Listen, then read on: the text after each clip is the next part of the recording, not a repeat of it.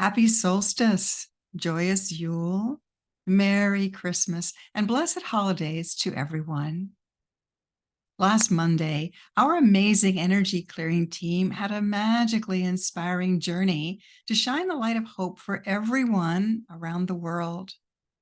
We saw a future that was filled with peace, grace, and community. We will get there with a little effort, teamwork, and the power of intention. Do you know some of the stories of how our forefathers and mothers stood together against the abuse of tyranny and changed the face of our history?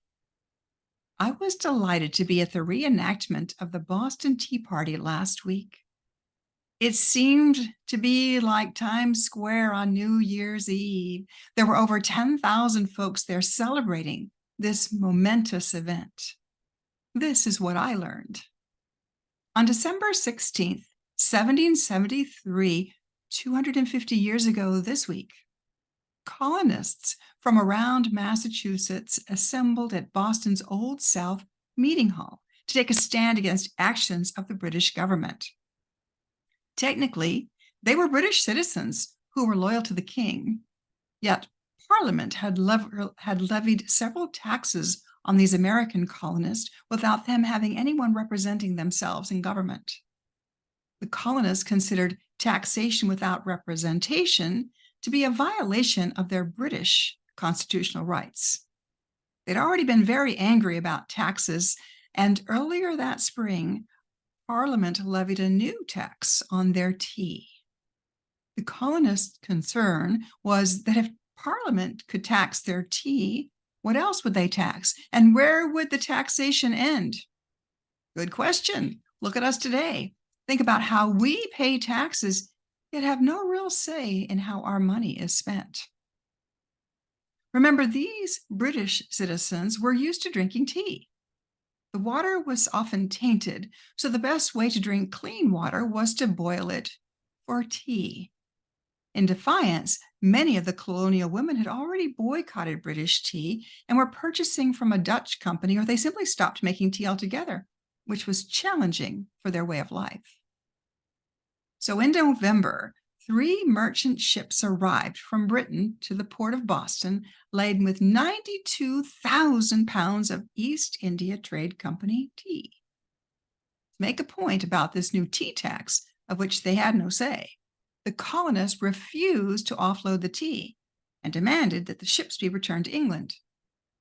The ships stood in the harbor for several weeks while lively discussions ensued. The British governor gave the colonists until December 17th to offload the tea without consequences. During this time, colonists from all walks of life had come together calling themselves the Sons of Liberty. There were spokesmen such as Samuel Adams and John Hancock representing the upper class, while outspoken shopkeepers like Paul Revere, James Otis, and the radical shoemaker Ebenezer McIntosh led the working class. People were very disgruntled about the British government taxing their hard-earned money to pay for Britain's never-ending wars. The day before the tea was mandated to be offloaded, over 5,000 Boston colonists gathered at the Old South Meeting Hall to discuss, debate, and develop a plan. Now think about this. There were only 16,000 Bostonians at that time in history, so this was quite a crowd. That very day, they received word that the governor refused to return the ships to England and demanded that the tea be offloaded the following day, with tax payments due. The Sons of Liberty had constructed a very well-organized plan, a peaceful way to get rid of the tea and make a strong statement.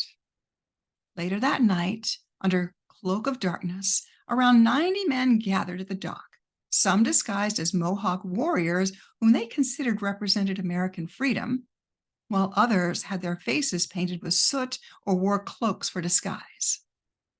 The stronger tradesmen were down in the hold, hoisting the 400-pound crates using a block and tackle pulley system, while the soft-handed men, the doctors, lawyers, and accountant types, were on the upper decks, using hatchets to break open the 340 chests of tea, dumping 92,000 pounds of loose tea into Boston's harbor. There was to be no theft or damage to the ships or any of the other cargo. One man was caught with tea in his coat. He was stripped and sent home naked in the cold of the night. Once the tea was emptied, their boots were scraped and the ships were swept clean to leave no trace of tea. Nothing else was destroyed. In about 3 hours' time, the equivalent of $1.7 million of tea was dumped into a low-tide bay that fateful night. These men swore allegiance to each other to never disclose who was in attendance at that meaningful event. The call, "Huzzah!" rang out. Let us join together for freedom. The next day, when the tea was scheduled to be offloaded, there was no evidence of any tea on the ships. It was simply gone. The outraged military governor closed the port of Boston, blockading any shipments of goods into the harbor. The colonists suffered greatly from this boycott, and tensions between the American colonists and the British government escalated. This single act ultimately led to the American Revolutionary War. Stay tuned for more hidden stories of our history. We must learn from our past, lest we repeat any wrongs, and take note of strong actions of our forefathers and mothers to make the best choices for our future. Fun fact: American patriots boycotted drinking British tea, considering it unpatriotic to their cause. Therefore, coffee became the hot beverage of choice for Americans. Many blessings to you for a new year filled with good choices, teamwork, and great intentions for peace, health, wealth, and happiness. God bless. You're listening to Inspiring Hope with Lois Herman. If you enjoy our shows, please like, share, and subscribe to our Lois Herman Associates Rumble channel and sign up for our newsletter at loisherman.com.